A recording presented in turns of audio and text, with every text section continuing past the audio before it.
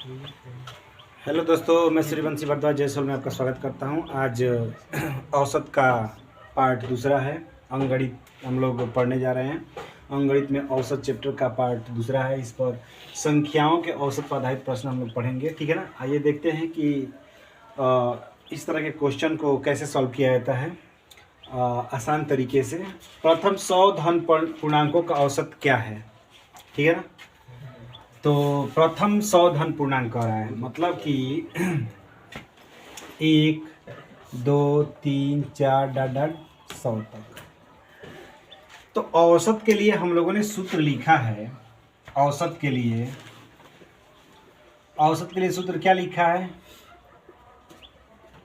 औसत के लिए सूत्र लिखा है सभी पदों का योग बटे में पदों की कुल संख्या, ठीक है ना। तो अब इसमें सभी पदों का योग, अब पद 1 से लेकर 100 तक दिया है, तो 1 2 3 4 डॉट डॉट 100 प्लस क्या करेंगे 100, अब बटे में क्या हो जाएगा पदों की कुल संख्या, तो हो जाएगा बटे में 100। अब ऐसे 100 तक जोड़ेंगे तो समय लगेगा कि नहीं लगेगा? लगेगा ना। तो इस तरह की संख्याओं को जोड़ने के लिए मात्र एक सूत्र का उपयोग करना है, बहुत अधिक सूत्रों का उपयोग नहीं करना है, ठीक है ना। आप लोगों ने पढ़ा होगा समांतर श्रेणी। समांतर श्रेणी में जोड़ने की दो सूत्र का उपयोग किया जाता है। एसएन बराबर n/2 कोष्ठ में 2a plus n-1 into D, ठीक। और एक सूत्र होता है एसएन बराबर n/2 कोष्ठ में a प्लस l। ये मात्र दो सूत्र हैं। इन्हीं दो सूत्रों का उपयोग करके हमें क्या करना है? जोड़ना है। जहां n पदों की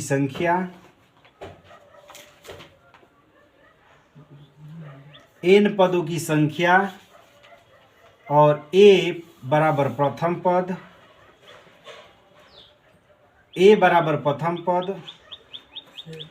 और d बराबर सर्वांतर पद का मतलब होता है T2 माइनस T1, और l बराबर होता है अंतिम पद। देखिए कितने आसान तरीके से हम लोग करेंगे इसे। l बराबर क्या होता है? अंतिम पद, ठीक है ना। T1 का मतलब होता है ये पहला, T2 का मतलब होता है ये दूसरा। T1 का मतलब होता है पहला और T2 का मतलब होता है दूसरा, ठीक है। अब ये योग है n, जहां अब जितना आप 100 पदों का योग निकालना चाहते हैं तो आसानी से आप देखिए, जब आपको पदों की संख्या मालूम हो, प्रथम पद मालूम हो और अंतिम पद मालूम हो, ये 3 पद मालूम हो, तो इस सूत्र का उपयोग करें, ठीक है। अगर मान लीजिए कि अंतिम पद नहीं मालूम है, तो अगर पदों की संख्या, प्रथम पद और सर्वांतर पद मालूम हो, तो इस सूत्र को ज्ञात करें, ठीक है ना। तो अब हमें जबकि मालूम है अंतिम पद, तो इस सूत्र का उपयोग नहीं करेंगे क्योंकि इसमें कैलकुलेशन ज़्यादा होगा, और नहीं मालूम है तो इसी का करेंगे। हालांकि मैं दोनों पर करके दिखा रहा हूँ आप लोग को, ठीक है ना। तो अब ध्यान दीजिए, हमें 100 पदों का योग ज्ञात करना है। 100 पदों का योग ज्ञात करना है तो क्या हो जाएगा? एस 100, अब जहाँ 100 बटा में 2, ठीक। ब्रैकेट में प्रथम पद ए क्या है? प्रथम पद 1 है तो 1 लिखिए। अंतिम पद एल अंतिम पद है, अंतिम पद 100 है तो 100 लिखिए। इसमें पदों की संख्या 100 तक है तो 100 बटा 2 लिख दिए। अब इसको हम लोग कट करेंगे तो कितना हो जाएगा? 2 से 50, इधर गुणे 101 होगा ना। हाँ, अब जोड़ा जाएगा तो कितना हो जाएगा? गुणा के 5 का में 5, 5 0 0, 5 का में 5, ये हो जाएगा 5050, ठीक है ना। अब 5050 बटे में क्या है? 100, तो भाग करेंगे तो कितना हो जाएगा? 50.5 हो गया। ये समझाने के लिए इतना बड़ा कैलकुलेशन हो रहा है, बल्कि अगर हम लोग करेंगे इसे तो बहुत आसान तरीके से कर सकते हैं, बहुत ही आसान तरीके से, ठीक है ना। आपको कुछ नहीं करना है। अगर प्रथम से लेकर nवां पद तक अगर दे रहा है, ये मान लीजिए मेथड 1 हो गया, मेथड 2 प्रथम पद से लेकर nवां पद तक दे रहा है औसत निकालने के लिए, ठीक है ना। तो प्रथम पद से n पदों तक, प्रथम पद का मतलब समझ रहे हैं ना, एक n पदों तक, जैसे 1 + 2 + 3 डॉट। अब n कुछ भी हो सकता है, 100 50 कुछ भी। अगर औसत निकालने के लिए दे रहा है n पदों तक औसत ज्ञात करना, औसत ज्ञात करना, तो कुछ नहीं करना है आप लोग को। क्या करना है, बस औसत बराबर a + l बटा में 2, ठीक है ना। a 1 l 100 बटे में 2, 101 बटा में 2 बराबर कितना हो जाएगा, 50.50। भाग करें 2 × 5 = 10, ठीक है, कट गया, अब नहीं जाएगा भाग 0, भाग करके देख लीजिए 50.50 होगा। किसी सूत्र का उपयोग नहीं करना है। हालांकि अब अलग अलग सूत्रों का उपयोग करेंगे तो थोड़ा सा दिक्कत होगा। अब इसमें कुछ अलग सूत्र, उसमें कुछ अलग सूत्र, उसमें कुछ अलग सूत्र, याद करना भी दिक्कत हो जाएगा। तो इसलिए ये जो है जोड़ने के लिए किसी भी सम विषम कोई भी संख्या, किसी भी संख्या पर लागू होगा, आपको अलग से कोई सूत्र याद करने के जरूरत नहीं है, ठीक है ना। वर्गों को छुड़ाकर, आया समझ ना, वर्ग और घन के लिए छुड़ाकर उसके लिए अलग से सूत्र बताए हैं, ठीक है ना। तो ये चीज़ें समझ में आया। तो चलिए इसको नोट कीजिए, फिर आगे हम लोग करते हैं।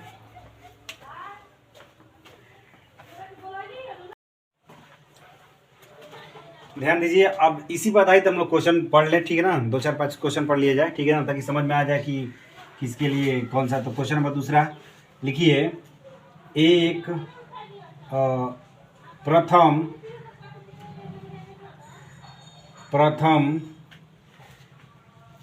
80 पदों का औसत ज्ञात कीजिए। प्रथम 80 पदों का औसत ज्ञात कीजिए, ठीक है ना। तो प्रथम 80 पदों का औसत का ज्ञात करने के लिए तो क्या करेंगे हम लोग, अब 1 + 2 + 3 + डॉट डॉट कहाँ तक, 80 तक, ठीक है ना। देखिए, चाहे पद सम हो, चाहे पद प्राकृतिक हो, चाहे पद विषम हो, ये एक श्रेणी का निर्माण करती है, और इस श्रेणी को हम लोग समांतर श्रेणी कहते हैं। देखिए, ये जो है हम लोग क्वेश्चन हो गया, यहाँ से थोड़ा सा मैं बातें, अब जैसे मान लीजिए 1 2 3 डॉट डॉट, अब n तक कहीं तक जाए, 2 4 6 8 डॉट डॉट n तक, 1 3 5 7 डॉट डॉट कहाँ तक, n तक, ठीक है। तो इस तरह से कहीं तक पद दिया रहे और इन पदों का योग ज्ञात करना है, योग, ठीक है ना। तो योग ज्ञात करने के लिए, ठीक है, योग ज्ञात करने के लिए हम लोग इसी सूत्र का उपयोग करेंगे, SN = n/2 2a + n-1 × d।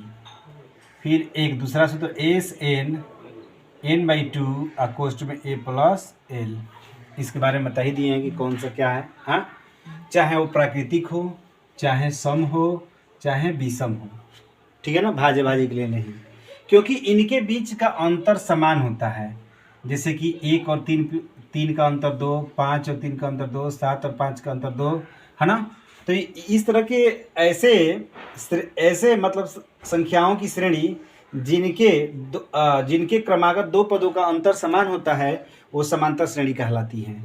इसमें भी 4 में से 2 गया 2, 6 में से 2 गया 2, 8 में से 6 गया 2, तो इस तरह से 2, इनके भी क्रमागत पदों का अंतर समान है। इनका भी 2 में से 1 गया 1, 3 में से 2 गया 1, 4 में से 3 गया 1, इनका भी क्रमागत संख्याओं का अंतर समान है। तो ऐसी संख्याएं जिनकी क्रमागत संख्याओं का अंतर समान होता है उसे हम लोग क्या कहते हैं, समांतर श्रेणी कहते हैं, अंग्रेजी में अर्थमेटिक प्रोग्रेशन कहते हैं, ठीक है ना। तो ये भी एक प्रकार का समांतर ही श्रेणी है और इसके योग मतलब जोड़ना है हमें औसत ज्ञात करना है। औसत ज्ञात करने के लिए सूत्र होता है, औसत ज्ञात करने के लिए सूत्र होता है, क्या सूत्र होता है, सभी पदों का योग, सभी पदों का योग, पदों का योग बटे में पदों की संख्या, पदों की संख्या, ठीक है ना।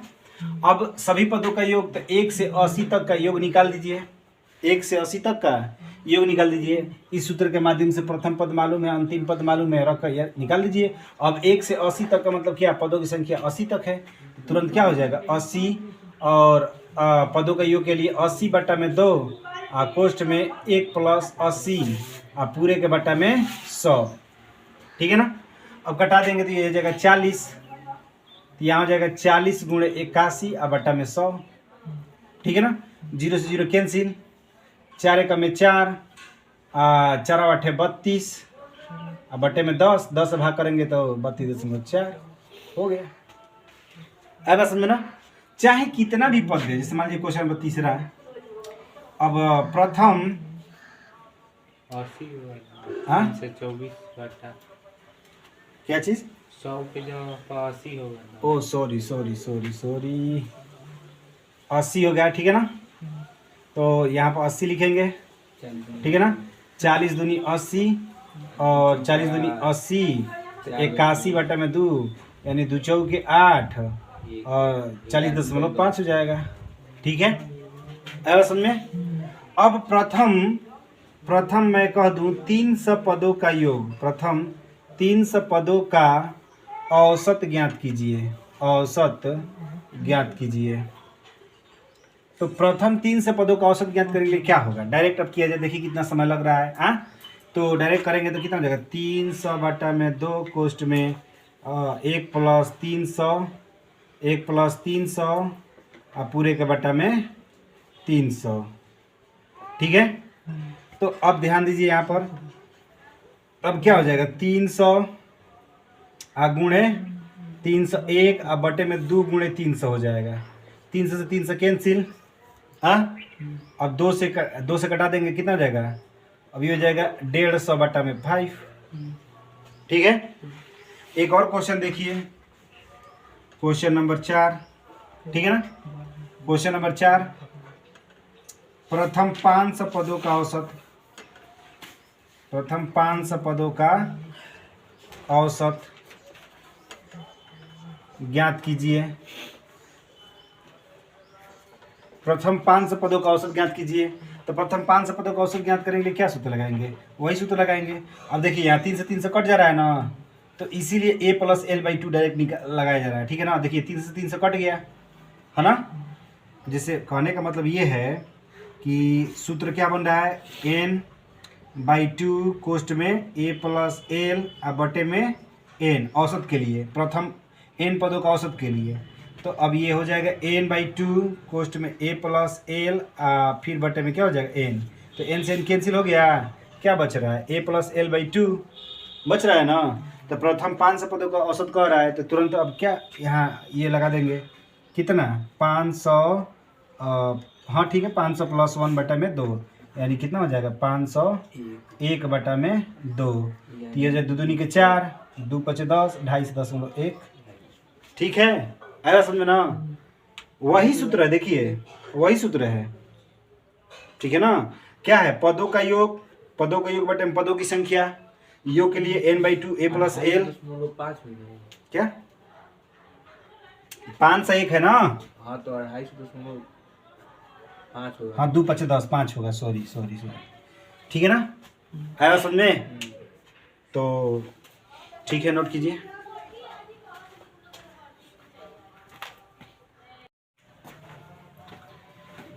ध्यान दीजिए, अगला क्वेश्चन है, कह रहा है कि 100 और 200 के बीच सभी संख्याओं का औसत क्या है जो 13 से विभाज्य है, ठीक है ना। तो 100 और 200 के बीच सभी संख्याओं का औसत क्या है जो 13 से विभाज्य है, ठीक है ना। तो अब थोड़ा सा क्वेश्चन पहले से बदल गया, ठीक है ना। अब 100 200 के बीच हम लोग ज्ञात करना है। 100 101 डॉट डॉट 200 जो 13 से कट जाए, तो 13 वाटे 104, ठीक है ना। पहला कटने वाला संख्या क्या है? 13 वाटे 104, 13 नवा 1700, तो अब 104 हो गया, 117 हो गया। अब कहेंगे सर आप कैसे जान गए कि 104 होगा, कैसे समझ गए? हाँ, तो आप लोग क्या करेंगे कि आप लोग 13 से घटाना है, प्रथम संख्या में भाग दे दीजिए, आपको तुरंत मिल जाएगा कि हमें कौन सी संख्या प्रथम होगी। तो 100 से भाग करेंगे तो 63 91, 10 में से 9 गया, 10 में से 1 गया, 9 कट गया, ठीक है ना। अब कितना मतलब अधिक हो, कितना कम हो रहा है? देखिए मतलब 100 में से 9 होया, हाँ। अब 13 से भाग करेंगे इसमें 9 में, हाँ, तो भाग नहीं जाएगा। मतलब 9 में कितने की कमी हो रही है कि 13 से भाग दे तो कट जाए। तो 9 में यदि मैं 4 जोड़ दूं तो ये 13 हो जाएगा, 13 कम 13 कट जाएगा, है कि नहीं? हाँ, इसका मतलब कि 100 में 4 की कमी हो रही है, यानी भाग देने पर वो छोटी संख्या कौन हो जाएगी? वह सबसे छोटी संख्या जो 13 से विभाज्य हो जाए। ये भी यहाँ पर एक और क्वेश्चन हो सकता है कि 3 अंक की वह छोटी संख्या बताइए जो 13 से विभाज्य हो जाए, जो 13 से कट जाए, तो 104 होगी सबसे छोटी। समझ में है ना। तो अब 104, अब इसमें 13 जोड़ते चले जाइए, 13 जोड़ते चले जाइए, 13 जोड़ते चले जाइए, आपको सारी संख्या मिलती चली जाएंगी, ठीक है ना। तो अब हो गया 104 117 डॉट डॉट। अब अंतिम संख्या कैसे आएगी? अंतिम संख्या कैसे आएगी? तो पुनः हम लोग क्या करेंगे, अंतिम संख्या में 13 से भाग कर देंगे 200, ठीक है ना। ऐसे में तो 13 एकम 13, 10 में से 3 गया 7, 70, ठीक है ना। 13 पचे 65, 13 पचे 65, ठीक है ना। तो 10 में से 5 गया 5, यानी अब ध्यान दीजिए, अब 5 अधिक हो रहा है, सॉरी, हाँ 5 अधिक हो रहा है, 5 को कम कर देंगे 200 हमें 200 के बीच करना है ना, यानी 5 अधिक हो रहा है। अगर 5 इसमें से घटा देंगे तो क्या हो जाएगा? वह संख्या मिल जाएगी 100 और 200 के बीच में अंतिम संख्या जो 13 से कट जाए। 5 अधिक हो रहा है तो इसमें से 5 घटा दीजिए तो कितना हो जाएगा? 195, ठीक है ना। अब औसत ज्ञात करने के लिए कह रहा है। औसत ज्ञात करने का सूत्र क्या होता है? अभी निकाले, प्रथम पद प्लस अंतिम पद और बटे में 2, प्रथम पद और अंतिम पद बटे में 2। प्रथम पद क्या है? 104, अंतिम पद क्या है? अंतिम पद क्या है? 195 और बटे में 2, ठीक है। तो अब यहाँ पे कितना हो जाएगा? 5 और 4 9, 5 और 4 9 और 9 के 9 और 1 1 2, 299 बटे में 2, ठीक है। अब 299 बटा में 2 को क्या करोगे? भाग दे दो जोड़कर, 2 से 2 एक में 2 कट गया, 9 2 चौके 8 कट गया, और उसके बाद 2 9 18, ठीक है। 1 दशमलव किया हो जाएगा 0, 10 2 5 10, ये हो जाएगा कितना? 149.5, क्या 149.5 हमारा औसत हो जाएगा। आएगा समझ में ना? ठीक है, कोई दिक्कत? समझाने में इतना वक्त लग रहा है, ठीक है ना। इसी सवाल को यदि डायरेक्ट किया जाएगा कोई समय नहीं लगेगा। आएगा समझ में ना? तो नोट कीजिए।